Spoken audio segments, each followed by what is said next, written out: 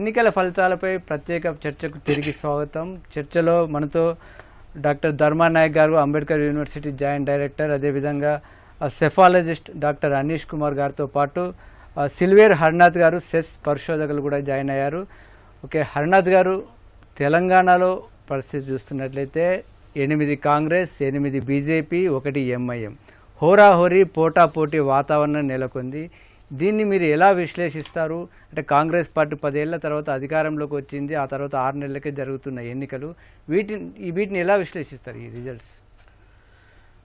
ప్రధానంగా తెలంగాణలో సుదీర్ఘ కాలం తర్వాత అధికారంలోకి వచ్చినటువంటి కాంగ్రెస్ పార్టీ మళ్ళీ ఈ 2024 పార్లమెంట్ ఎన్నికలలో అదే ఊపుతో ముందుకు పోతుందని అందరూ భావించారు.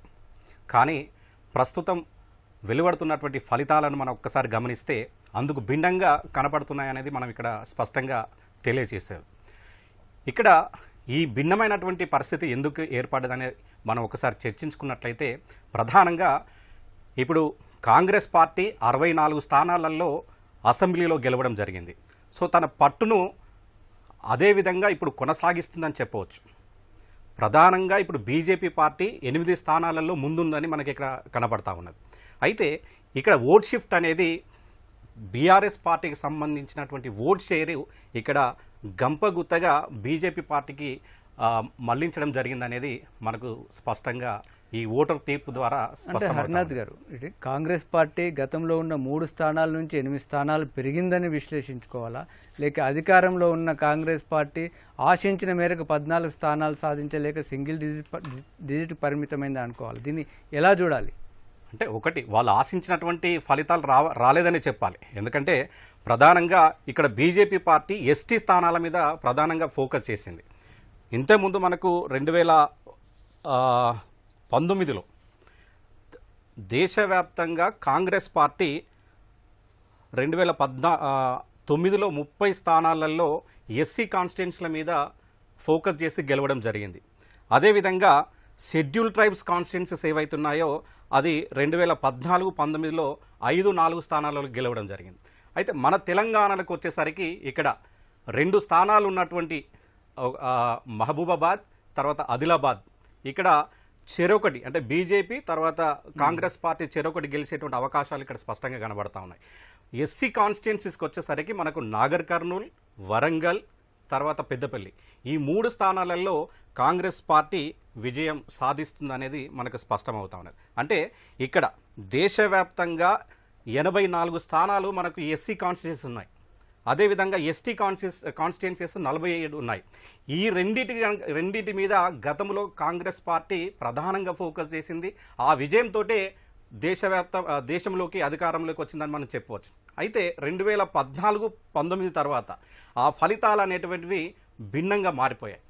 ఈ ఎస్సీ ఎస్టీ కాన్స్టిట్యున్సీస్ ఏవైతున్నాయో ఆ కాన్స్టిట్యున్సీస్ మీద భారతీయ జనతా పార్టీ ప్రధానంగా ఫోకస్ చేసి అందులో గెలవడం ద్వారా అధికారంలోకి వచ్చని చెప్పవచ్చు. ఎందుకంటే 2014లో బీజేపీ పార్టీ ఎస్టీ కాన్స్టిట్యున్సీలలో 27 స్థానాలలో గెలిచింది. 2019లో 31 స్థానాలలో గెలిచింది.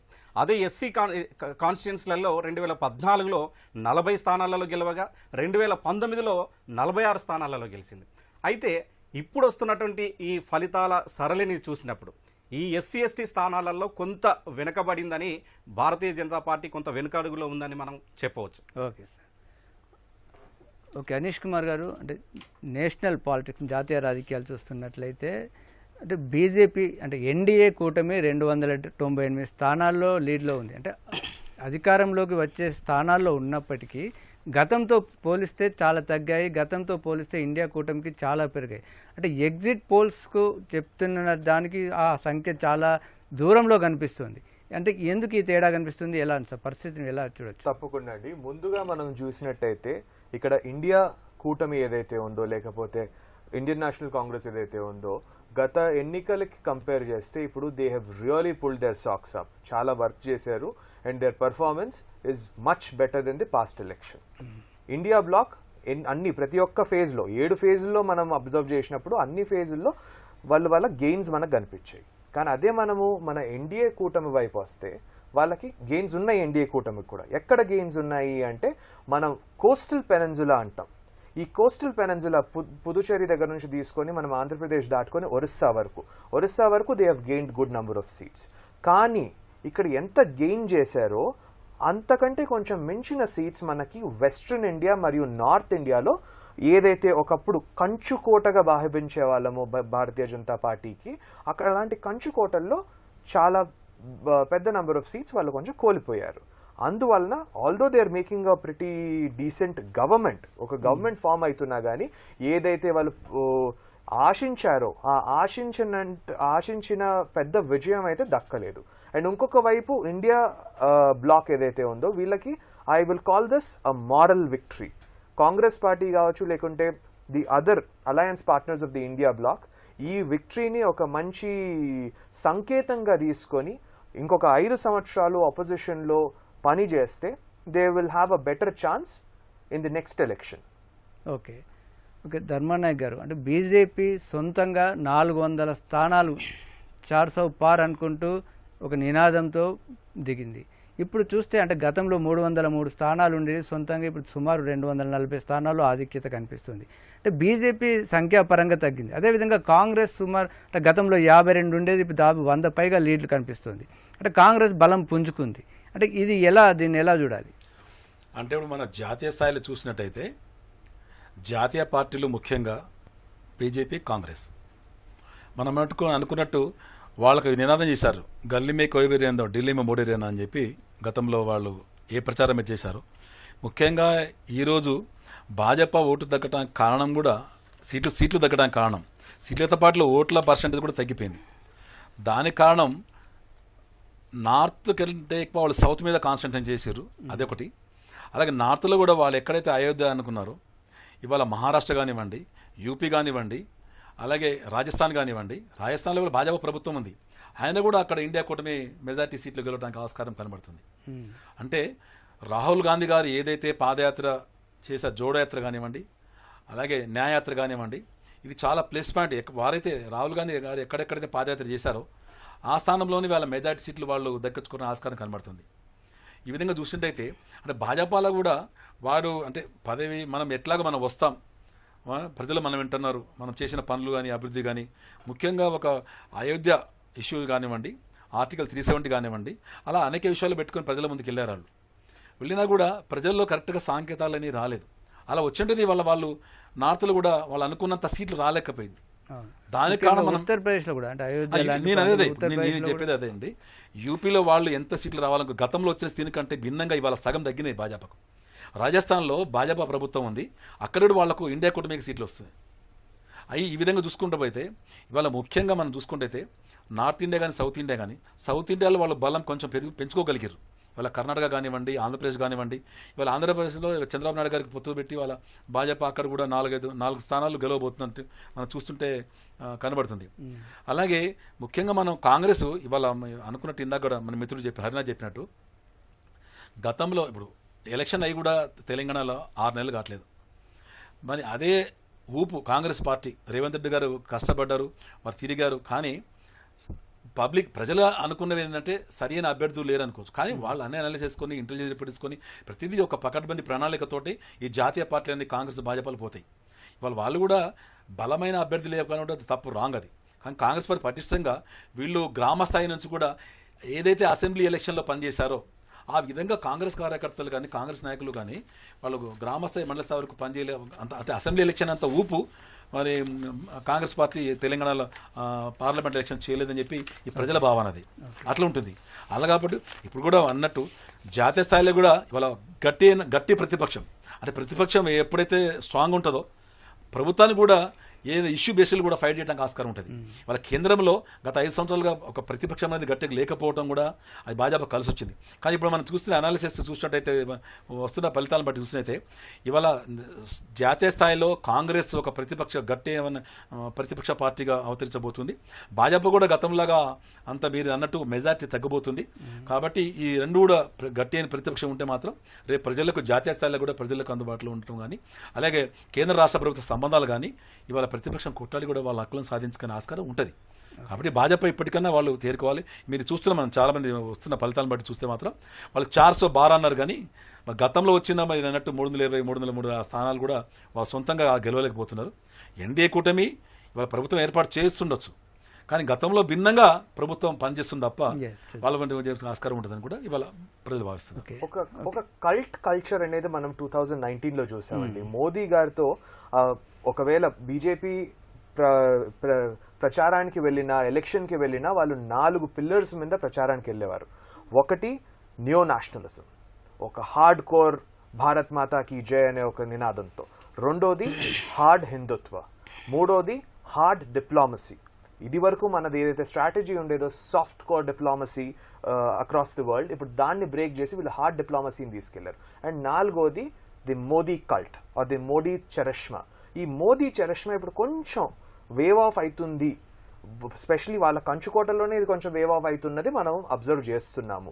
అండ్ రెండోది the Hindutva wave is also not working out so well, so strongly. మీరు అన్నట్టు ఆ 4 అంశాలే దేశవ్యాప్తంగా తీసుకెళ్లారు, కానీ మీరు అన్నట్టు కంచుకోట లాంటి ఉన్నటువంటి ఉత్తర భారతదేశంలో తగ్గింది. అదేవిధంగా ఇక్కడ కర్ణాటక, ఆంధ్రప్రదేశ్, తెలంగాణ వంటి ప్రాంతాల్లో పెరిగింది. అంటే అలా ఎందుకు తేడా ఇలా? అది మనం ఎప్పుడే కానీ మీరు మీ ఇంట్లో అబ్జర్వ్ చేయండి, మీకు విరుద్ధంగా ఎప్పుడైనా రెసిలియన్స్ రావాలి అంటే మీ ఇంటి నుంచే మొదలవుతుంది.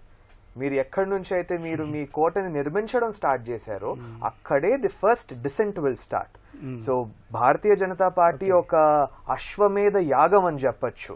2014లో స్టార్ట్ చేశారు. ఈ అశ్వమేధ యాగం ఎక్కడి నుంచి స్టార్ట్ అయింది?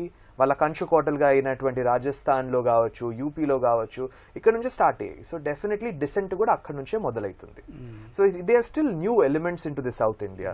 సో సౌత్ ఇండియా ఇప్పటికీ ఆ ఒక మోదీ వేవ్ లో ఉంది. మేబీ ఆ డిసెంట్ ఇక్కడ వరకు రావచ్చు and there will be much healthier politics in future. Okay sir. Okay, Kakatiya university assistant professor doctor Thirunahari Seshu garu కూడా మళ్ళీ జాయిన్ అయ్యారు. శేషు గారు, తెలంగాణలో 10 ఏళ్ల పాటు అప్రతిహతంగా కొనసాగినటువంటి బీఆర్ఎస్ పార్టీ కనీస ప్రభావం చూపెట్టలేకపోయింది. కనీసం మెదక్లో గెలుస్తారని ఒక అంచనాలు వచ్చాయి. ఎగ్జిట్ పోల్స్ కూడా ఆ విధంగా చెప్పాయి. ఎందుకంటే గజ్వేల్, సిద్దిపేట లాంటి కంచుకోటలు అక్కడ ఉన్నాయి కాబట్టి. కానీ అక్కడ కూడా ప్రభావితం చూపెట్టలేకపోయింది. మొత్తం మీద ప్రస్తుతం బీఆర్ఎస్ పార్టీ పరిస్థితిని ఎలా చూడొచ్చు పార్లమెంట్ ఎన్నికల ఫలితాల తర్వాత? తెలంగాణ ఫలితాలు కొంచెం ఇంట్రెస్టింగ్ గానే ఉన్నాయి. ఎందుకనంటే ఒక బలమైన ప్రాంతీయ పార్టీకి అసలు స్పేస్ లేకుండా ఎలక్షన్ లో రిజల్ట్స్ వస్తున్నట్లుగా మనకి కనపడుతున్నాయి. అయితే ఎలక్షన్స్ కు ముందు కూడా చాలా ప్రీ పోల్ సర్వేలు జరిగాయి. ఎలక్షన్స్ తర్వాత పోస్ట్ పోల్ సర్వేలు, ఎగ్జిట్ పోల్ సర్వేలలో కూడా చాలా స్పష్టంగా ఏంటి అంటే 1 or none బీఆర్ఎస్ పార్టీకి వస్తాయనేటటువంటి ఒక అభిప్రాయం వ్యక్తమైంది.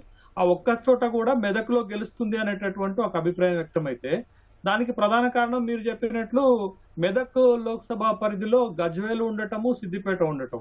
కానీ గత శాసనసభ ఎన్నికల్లో గజ్వేల్లో కేసీఆర్ మెజార్టీ తగ్గింది. తర్వాత హరీష్ రావు 1,00,000 ఓట్ల మెజార్టీ ఉండే, 1,13,000 ఓట్ల మెజార్టీ ఉంటే 60,000కి పడిపోయింది. అంటే హరీష్ రావు మెజార్టీ కూడా పెద్ద ఎత్తున తగ్గిపోయింది. అయినప్పటికీ కూడా మెదక్ లోక్సభ పరిధిలో ఉన్నటువంటి 7 శాసనసభ స్థానాలు వీళ్ళ ఆధీనంలో ఉండటంతో అక్కడ గెలుస్తారనే అభిప్రాయం ఉంది. కానీ ఇప్పుడు ఫలితాలు చూస్తుంటే, ఇప్పుడు వస్తున్నటువంటి రౌండ్స్ లో గనక ఆ లెక్కింపు చూస్తుంటే బీఆర్ఎస్ 3వ స్థానానికి పరిమితం అయిపోయినట్టుగా తెలుస్తుంది. ఇక్కడ బీజేపీ లీడ్ చేస్తుంది. రఘునందన్ రావు ఒక 15,000 ఓట్ల మెజార్టీతో, అంటే తక్కువ ఓట్ల మెజార్టీతోటే కాంగ్రెస్ పైన ఉన్నట్టుగా మనకి కనపడుతుంది. అంటే ఈ ఒక్క స్థానంలో కూడా బీఆర్ఎస్ గెలిచేటట్టు కనపడట్లేదు. బీఆర్ఎస్ ఇక్కడ గెలవకపోగా అనేక నియోజకవర్గాల్లో 3rd ప్లేస్ కి వెళ్ళిపోయింది. అంటే ఇప్పుడు మెజారిటీ నియోజకవర్గాలలో భారతీయ జనతా పార్టీ లీడ్ చేస్తున్నటువంటి 8 నియోజకవర్గాలలో బీఆర్ఎస్ పార్టీ 3rd ప్లేస్ కి పోయింది. బీజేపీ కాంగ్రెస్ కి మధ్యనే పోటీ జరుగుతున్నట్లుగా మనకి చాలా స్పష్టంగా కనపడుతుంది.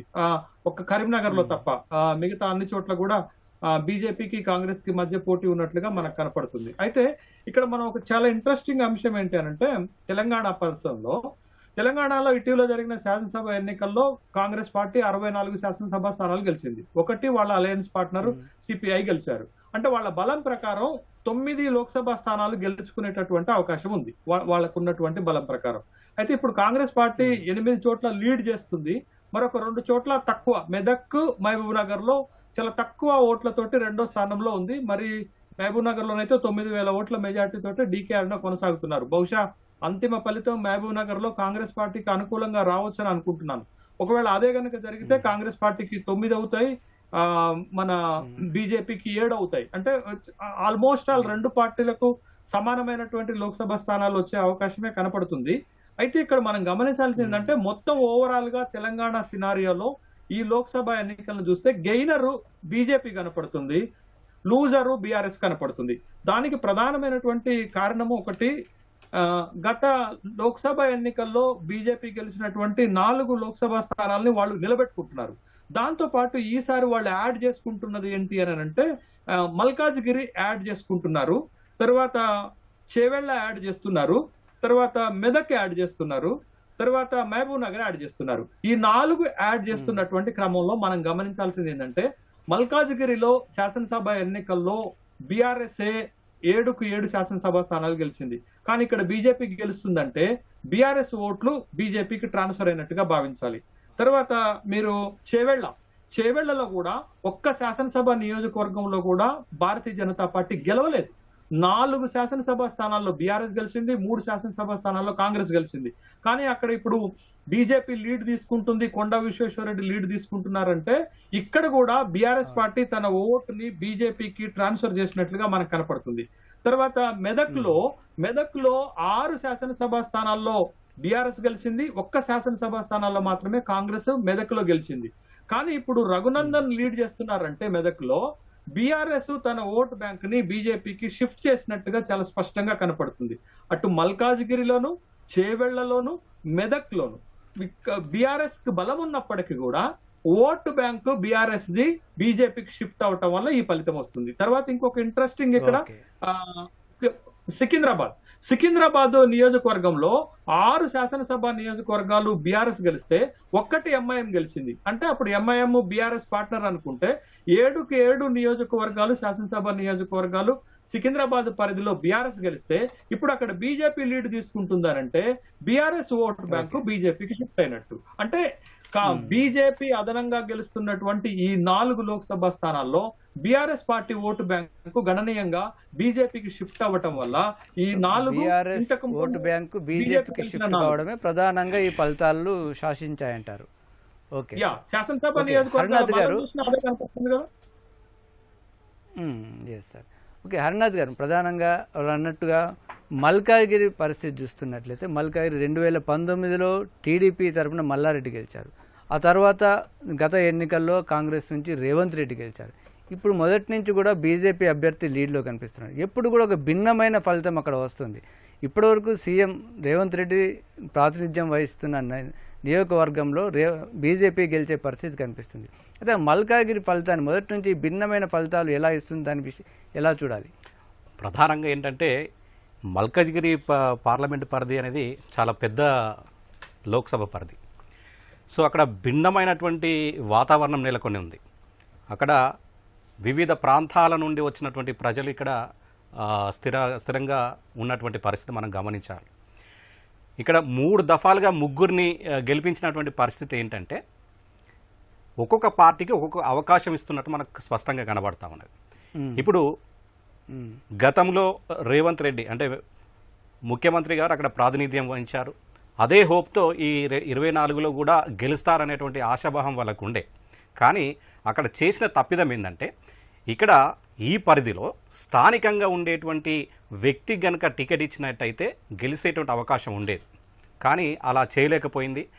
పట్నం సునీతారెడ్డి గారిని తీసుకొచ్చి ఇక్కడ నిలబెట్టడం జరిగింది. సో ఆమె ఈ ప్రాంతానికి కొత్త.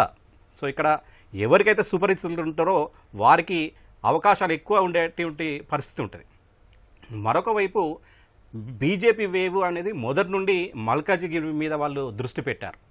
అందులో భాగంగానే ఈటెల రాజేందర్ గారు, తర్వాత మన ప్రధాని మోడీ గారు కూడా అక్కడ రోడ్ షో చేయడం జరిగింది. అంటే ఈ ప్రభావితం అనేటివి అన్నీ కూడా ఈ బీజేపీకి కలిసి వచ్చినటువంటి అంశంగా మనం చెప్పవచ్చు. అయితే మరొక అంశం ఏంటంటే ఈ పరిధిలో ఉన్నటువంటి ఓట్ బ్యాంక్ ఏదైతే గతంలో టీఆర్ఎస్ పరిధిలో ఉన్నటువంటి ఓటు బ్యాంక్ మనం చెప్పుకోవచ్చు ఈ లోకల్ అంటే గత అసెంబ్లీ ఎన్నికలలో. కానీ ఇప్పుడు ఆ పరిస్థితి భిన్నంగా ఇప్పుడు తారుమారైందని చెప్పవచ్చు. ఇక్కడ అంశం ఏంటంటే బీజేపీ పార్టీ అంటే అర్బన్ ఏరియాస్లలో ఉదాహరణకి ఇప్పుడు నిజామాబాద్ జిల్లా ఉంది, ఇప్పుడు మల్కజ్గిరి ప్రాంతం ఉంది. ఇటువంటి అంటే అర్బన్ ఏరియాస్ ఏవైతున్నాయో వీటిపైన దృష్టి పెట్టడం ద్వారా ఈరోజు ఆధిక్యతంలో కొనసాగుతుంది అనేది మనం చెప్పవచ్చు. Okay sir. ఓకే అనీష్ గారు, ఇప్పుడు జరుగుతున్నట్టు ఆంధ్రప్రదేశ్తో పాటు ఒడిశా అసెంబ్లీ ఎన్నికలు కూడా ఒక ఆసక్తికరమైన పరిణామాలు కనిపిస్తున్నాయి. సుమారు అంటే 24 సంవత్సరాలుగా అక్కడ ఉన్నటువంటి పట్నాయక్ ఇప్పుడు మారిపోయే పరిస్థితి కనిపిస్తుంది. అక్కడ బీజేపీ స్పష్టమైన అంటే మ్యాజిక్ ఫిగర్ దాటి లీడ్లో కనిపిస్తుంది. అంటే ఒడిశాలో ఇన్ని 2.5 దశాబ్దాల తర్వాత ఈ మార్పు కారణం ఏంటి? చాలా మంచి ప్రశ్న అండి. ఇందాకే నేను మీ వేరే క్వశ్చన్లో ఆన్సర్ చేసినట్టు ఈసారి బీజేపీ తన ప్రభావం చాలా మటుకు కోస్టల్ పెనిన్సులా ఏదైతే ఉందో మన భారతీయ కోస్టల్ పెనిన్సులా ఇందులో చాలా పెద్ద ప్రభావం చూపిస్తుంది. That also includes Orissa. ఒరిస్సాలో ఈరోజు బీజేడీని క్రాస్ చేసి ముందుకు వెళ్తున్నారు అండ్ ఫిగర్స్ అంటే గిన ఒరిస్సా ప్రజలు ఒక యాంటీ ఇన్కంబెన్సీ ఓట్ని భారతీయ జనతా పార్టీ పాకెట్లోకి వేసేశారు అని మనకు కనిపిస్తోంది. నవీన్ పట్నాయక్ గారిని ఎంత ప్రేమించే వాళ్ళో ఒరిస్సా ప్రజలు ఇప్పుడు ప్రాబబ్లీ ఆయనకు విరుద్ధంగా ఒక కొత్త మార్పు కోరుకుంటున్నారు. They are seeing a new hope in Bharatiya Janata party. Patnaik ప్రభుత్వం పైన ఉన్న వ్యతిరేకతన లేక భారతీయ జనతా పార్టీ నిర్మాణాత్మకంగా సంస్థాగతంగా అక్కడ ప్రజల్ని ఆకర్షించిందా? భారతీయ జనతా పార్టీ వాళ్ళ ఒక క్యాంపెయిన్ స్ట్రాటజీతో అక్కడ ప్రజల్ని ఆకర్షించారండి. That is the reason. And ఇప్పుడు యాంటీ ఇన్కంబెన్సీ గురించి మాట్లాడితే మీరు ప్రజలకి 5 సంవత్సరాల పాటు లెట్స్ సే ఒక ఇమాజినరీ రామరాజ్యాన్ని ప్రొవైడ్ చేసినా గానీ మీకు ఏదో ఒక మూలాన కొంచెం డిసెంట్ అంటూ తగులుతుంది.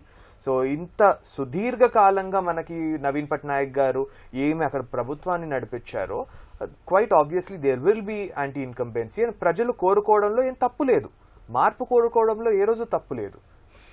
ఓకే.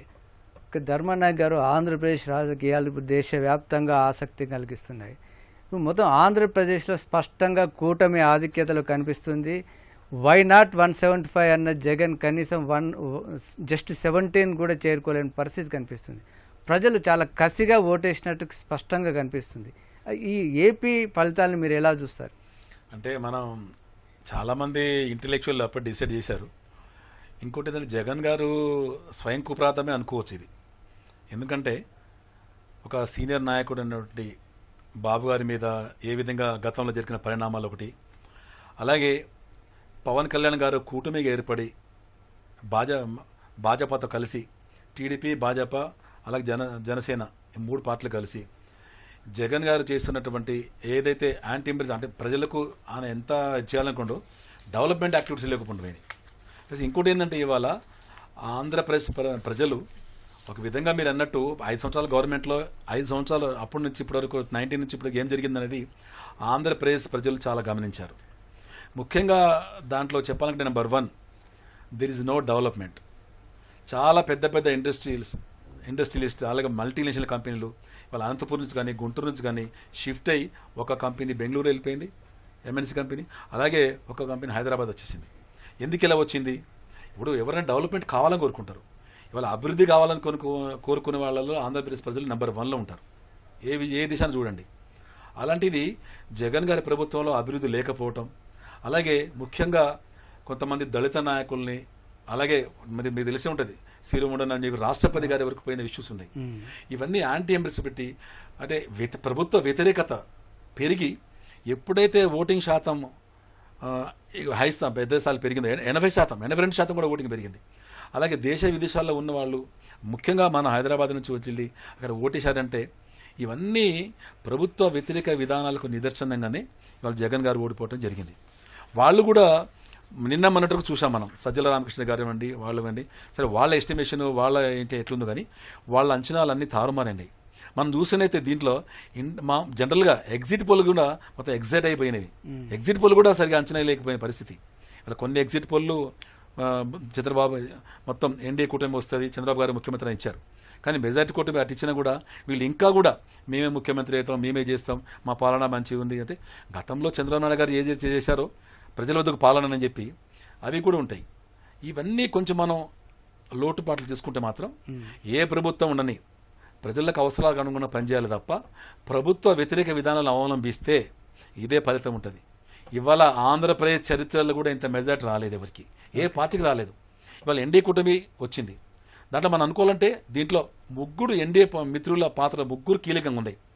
ఇవాళ ఎప్పుడైతే చంద్రబాబు నాయుడు గారు జైలుకి వెళ్ళారో అప్పుడు పవన్ కళ్యాణ్ గారు బాధ్యతగా నిలిచి పవన్ కళ్యాణ్ గారి కోఆర్డినేషన్ తోటి ఎన్డీఏ కూటమి భాగస్వామ్యం ఏర్పడి ఎప్పుడైతే మనం గతంలో కూడా చూసాం ఉమ్మడి ఆంధ్రప్రదేశ్లో కూడా బాబు గారు భాజపాతోటి ఎప్పుడైతే భాజపాతో పొత్తు పెట్టుకున్నప్పుడల్లా టీడీపీ ప్రభుత్వాన్ని ఏర్పాటు చేసింది.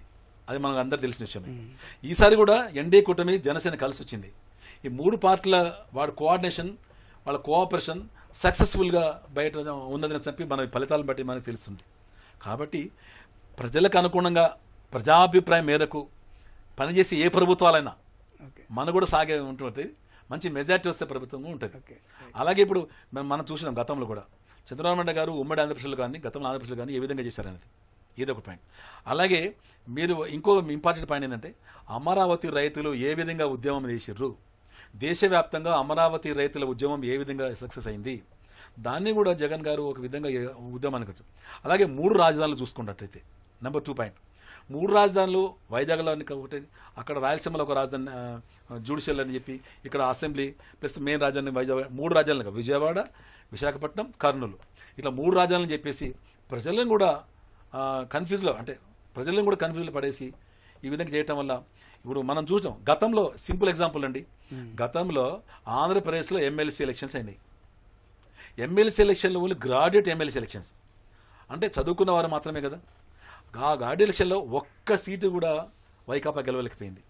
అప్పటికైనా జగన్ గారు జాగ్రత్త పడి ప్రభుత్వ వ్యతిరేకత మా మీద ఉన్నది, ఇప్పటికైనా జాగ్రత్త పడాలి, భవిష్యత్తులో ఎలక్షన్ రాబోతున్నాయి అని ఉంటే అది వేరు. కానీ ఇంకా ప్రభుత్వ విరుద్ధంగా ప్రతి ఒక్కరు అనగదొక్కాలంటే అది రాజకీయంలో మంచి కాదు. రాజకీయంలో ఎప్పుడు మిత్రత్వం శత్రుత్వం ఎప్పుడు ఉండదండి. మనం అనుకుంటాం, చాలా మంది అంటుంటారు రాజకీయంలో ఎప్పుడు మిత్రులు ఉంటారు ఎప్పుడు శత్రువులు కాదు, అంత కామన్ అని చెప్పి. కానీ రాజకీయంగా ఉన్నప్పుడు రాజకీయమే, ప్రభుత్వమే.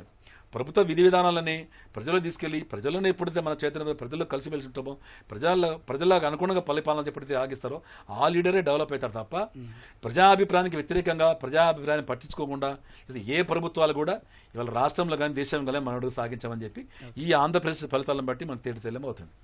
ఓకే, అనీష్ గారు, ఒక శేషు గారిని అడిగి మళ్ళీ మీ దగ్గరికి వస్తాను. ఓకే, శేషు గారు, అంటే ధర్మానాయక్ గారు అన్నట్టుగా అంటే ఎన్డీఏ కూటమిలో ఈ మిత్రపక్ష భాగస్వామ్యాలు చాలా క్రియాశీలక పాత్ర పోషించినట్టుగా స్పష్టంగా కనిపిస్తుంది. 297 ఎన్డీఏ లీడ్లో ఉంటే అందులో తెలుగుదేశమే 16 ఉన్నాయి. అంటే ఆంధ్రప్రదేశ్లో తెలుగుదేశంతో పాటు ఇతర రాష్ట్రాల్లో ప్రాంతీయ పార్టీలతో ఇతర పార్టీలతో పొత్తు అనేది రాజకీయ సర్దుబాట్లు అనేటివి ఎన్డీఏకు ప్రధానంగా బీజేపీకి ఏ విధంగా కలిసి వచ్చినట్టు కనిపిస్తుంది? ఇప్పుడు 18వ లోక్సభ ఎన్నికలకు ముందు దేశంలో రాజకీయం మొత్తం ఒకవైపుకు మారిపోయింది. ఏంటి అని అంటే ఎన్డీఏ కూటమి, ఇండియా కూటమి, అంటే పార్టీలన్నీ కూడా ఏదో ఒక కూటమిని ఆప్షన్ చేసుకుని ఆ కూటమిలో చేరుకోవాల్సినటువంటి అవసరం వచ్చేసింది. ఇప్పుడు బయట ఉన్నటువంటి కొద్ది పార్టీలలో బాగా గుర్తింపు పొందినటువంటి పార్టీలు బిజు జనతాదళ్ పరిస్థితి ఏమైందండి? ఇప్పుడు ఒరిస్సాలో 5 సార్లు ఏకఛత్రాధిపత్యంగా వరుసగా గెలిచినటువంటి నవీన్ పట్నాయక్ ఇప్పుడు ఓడిపోవాల్సినటువంటి పరిస్థితి వచ్చింది. కానీ ఎన్నికలకు ముందు భారతీయ జనతా పార్టీ బిజు జనతాదళ్ తోటి నవీన్ పట్నాయక్ తోటి పొత్తు పెట్టుకుందాం అనుకుంది. కానీ అక్కడ భారతీయ జనతా పార్టీకి ఎక్కువ విజయావకాశాలు ఉన్నాయని పొత్తు పెట్టుకోకుండా వెనక్కి తగ్గింది. కాబట్టి ఇవాళ ఆ రాష్ట్రంలో లోక్సభ స్థానాలు ఎక్కువ గెలుస్తుంది, తర్వాత శాసనసభలో కూడా వాళ్ళు గెలుపు సాధించారనేటటువంటి విషయాన్ని చూడాలా. రెండోది, న్యూట్రల్ గా ఉన్నటువంటి పార్టీ జగన్మోహన్ రెడ్డి వైఎస్ఆర్ కాంగ్రెస్ పార్టీ ఏమైందండి? ఇప్పుడు దారుణమైనటువంటి పరాజయాన్ని ఎదుర్కొన్నది. కానీ అటు ఎన్డీఏ కూటమిలో కానీ ఇటు ఇండియా కూటమిలో కానీ చేరిపోయినటువంటి పార్టీలు, మీకు ఎన్డీఏ కూటమిలో చిన్నా చితక పార్టీలు మొత్తాన్ని కలిపితే 38 పార్టీలు ఉంటాయండి. తర్వాత ఇండియా కూటమిలో 2 పార్టీలు బయటకు వెళ్ళిపోతే మొత్తం మిగిలినటువంటి పార్టీలు 26 పార్టీలు ఉంటాయి. ఇవాళ ఆ కూటమిలే కదా గేమ్ చేంజర్ రాష్ట్రాలు, గేమ్ చేంజర్ పార్టీలుగా మారిపోయినాయి.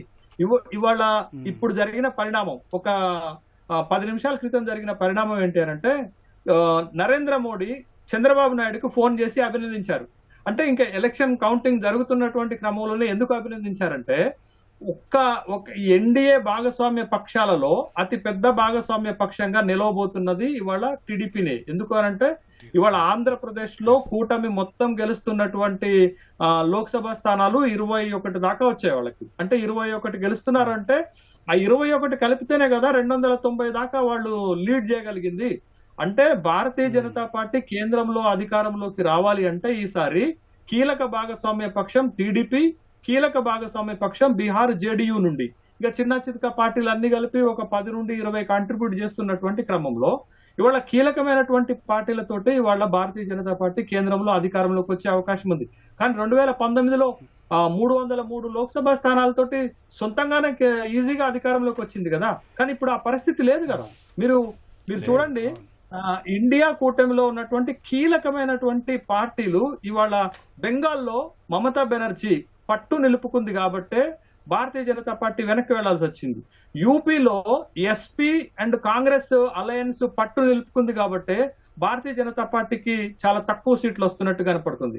మహారాష్ట్రలో మహారాష్ట్ర అగాడి కూటమి వాళ్ళు అక్కడ లీడ్ చేస్తుంది కాబట్టి భారతీయ జనతా పార్టీ వెనక్కి తగ్గాల్సి వచ్చింది. తమిళనాడులో డిఎంకే కూటమి, ఈవెన్ దో అన్నామలై కూడా ఓడిపోయాడు, అన్నామలై కూడా డిఎంకే పార్టీ అభ్యర్థి ఓడించగలిగాడు. అంటే తమిళనాడులో కూడా ఇండియా కూటమి బలం నిరూపించుకుంది కాబట్టి బీజేపీకి చాలా తక్కువ కనపడుతున్నాయి. పంజాబ్, హర్యానా 2 రాష్ట్రాల్లో కూడా హర్యానాలోనైతే గతంలో 10కి 10 లోక్సభ స్థానాలను బీజేపీ గెలిస్తే ఈసారి 4కే పరిమితమైంది. అంటే 6 సీట్లను కాంగ్రెస్ పార్టీ గెలుచుకోగలిగింది. అంటే ఎక్కడైతే ఇండియా కూటమి భాగస్వామ్య పార్టీలు ఉన్నారో ఆ రాష్ట్రాల్లో వాళ్ళు బలం నిరూపించుకోవటం వల్ల ఇవాళ ఇండియా కూటమి కూడా అవలీలగా 200 లోక్సభ స్థానాలు దాటి 230 లోక్సభ స్థానాలకు టచ్ అయింది.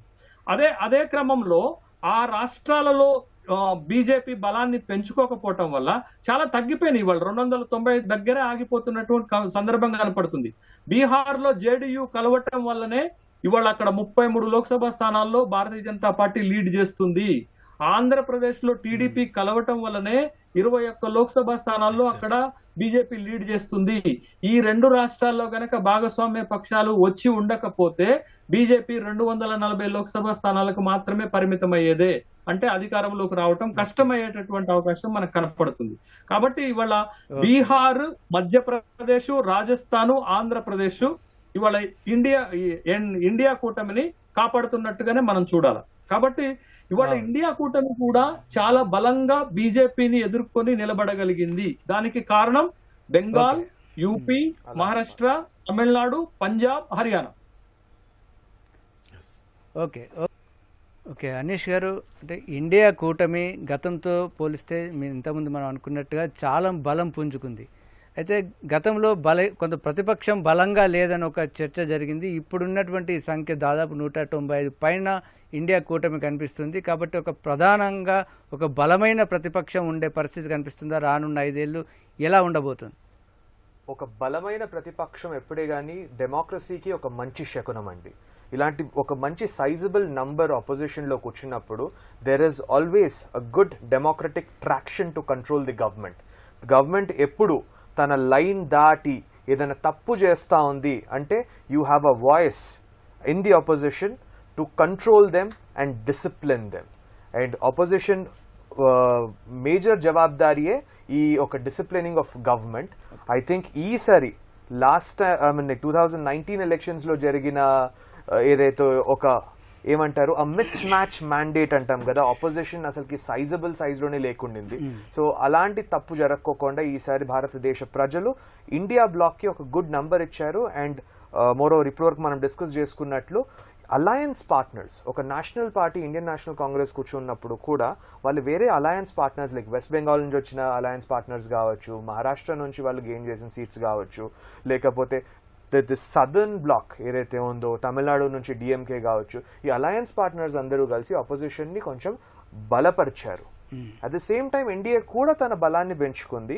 కానీ ఇండియా బ్లాక్ కి ఎలా అయితే అలయన్స్ పార్ట్నర్స్ నుంచి బలం వచ్చిందో we can't compare both of it. There is a lot of difference. Okay Harinath garu, అంటే ప్రధానంగా లోక్సభ ఎన్నికలు బీజేపీ కాంగ్రెస్ మధ్య జరిగినప్పటికీ మొత్తం దేశవ్యాప్తంగా ప్రాంతీయ పార్టీల ప్రాబల్యం ప్రభావం ఈ ఎన్నికల్లో ఎలా కనిపించింది? తప్పకుండా ప్రాంతీయ పార్టీలు తమ అస్తిత్వాన్ని నిలబెట్టుకునేటువంటి ప్రయత్నం చేసిందనేది ఈ ఫలితాలను బట్టి మనకు అర్థమవుతా ఉన్నది. ఉదాహరణకి ఇప్పుడు ఇంతకుముందు మిత్రులు చెప్పినట్టు తమిళనాడులో అక్కడ డిఎంకే పార్టీ చాలా పటిష్టంగా ఉన్నటువంటి పార్టీ అధికారంలో ఉంది. తన ప్రాంతీయ అస్తిత్వాన్ని కోరుకున్నటువంటి పార్టీ కాబట్టి అక్కడ బలంగా నిలిచి అత్యధిక స్థానాలు గెలవబోతా ఉన్నది.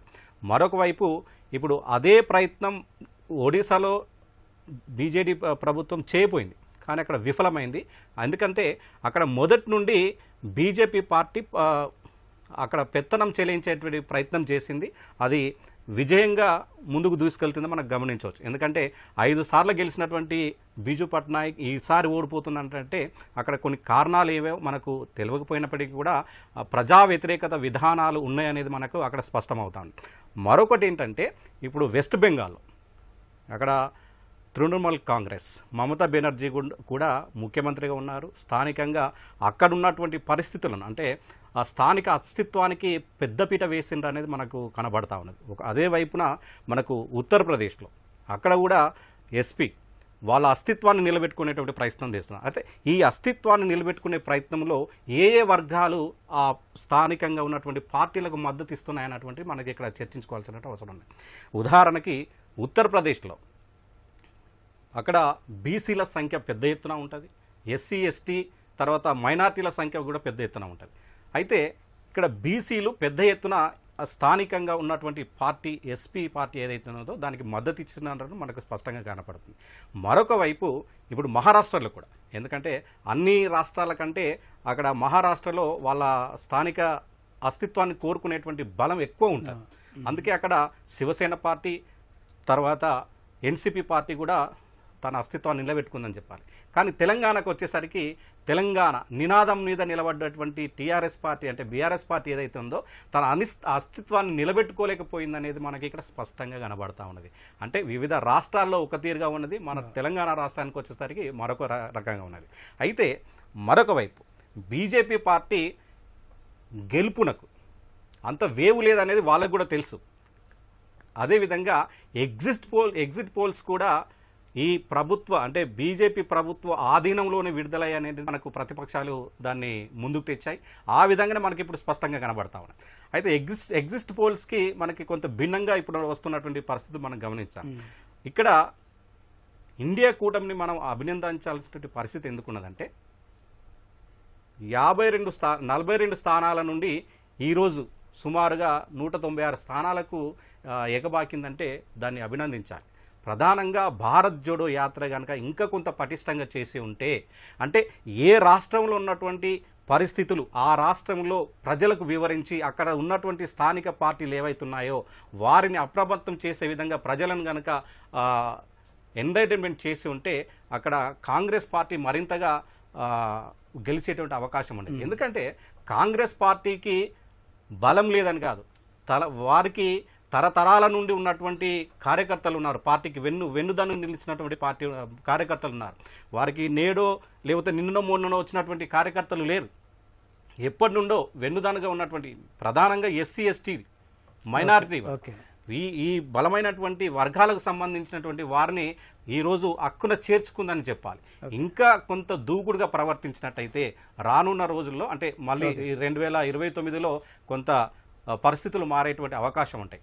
మరొక వైపు ఈరోజు బీజేపీ ఎందుకు ఇంత దిగజారిపోయిందంటే ప్రధానంగా ఇప్పుడు ముస్లిం మైనారిటీ కమ్యూనిటీని పక్కన పెట్టిందని చెప్పవచ్చు. అంటే అదేవిధంగా ఎలక్షన్లోకి వెళ్ళింది, కేవలం తను పోటీ చేసినటువంటి 441 సీట్లలో ఒక్క మైనార్టీ వర్గం నుండి ఒకరికి మాత్రమే సీట్ ఇవ్వడం జరిగింది. అంటే ఇట్లా ఒక వర్గాన్ని పూర్తిగా వాళ్ళు పక్కన పెట్టడం ద్వారా ఆ ఓట్ షేరింగ్ అనేది వాళ్ళకు డౌన్ అయిందని చెప్పవచ్చు.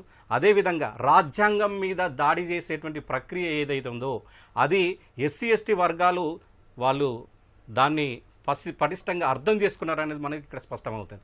దాని ద్వారానే ఇటు ఎస్సీ ఎస్టీలు కాంగ్రెస్ వైపు నిలిచారనేది మనకు ఈ ఫలితాల ద్వారా స్పష్టంగా తెలియజేస్తుంది. ఓకే, ధర్మానాయక్ గారు, అంటే తెలంగాణలో ఎన్నికలకు ముందు పార్టీల నుంచి నేతలు ఒకవైపు నుంచి ఒకవైపు మారడం చాలా స్పష్టంగా కనిపించింది.